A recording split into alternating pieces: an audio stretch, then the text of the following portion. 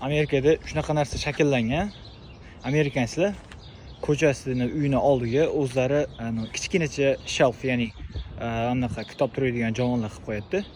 Ana shu joyga kitoblar qo'yib ketishadi. Tekinga xohlagan kitobingizni olib, o'qib, yana tashlab ketsangiz bo'ladi, yo o'zida qolsa ham bo'ladi.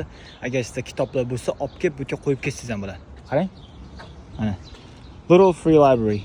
Ya'ni kichkina tekin kutubxona degani. Bu yerda kitob ol, xohlasang tashlab ket, o'ziniki bo'lsa degan. Mana kitoblar ko'p, ko'ramiz qanaqa kitoblar bor ekan. Okay. Bu yerda bayroqlilar kitob bor ekan. Deymiz. The Clean Records, 5 Stories of Korea.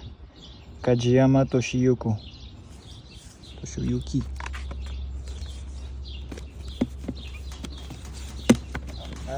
yerda kitoblar Encounter Hang Musuk. Koreyslar kitobni nima olibdi bu yerda?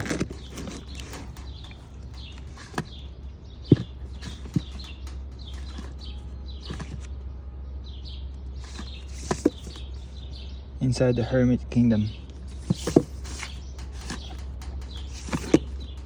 The Photograph.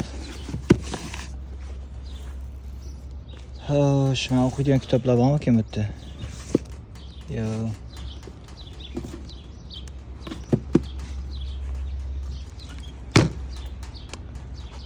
Mana uyda kutubxonam ko'rsataman sizlarga. Men asosan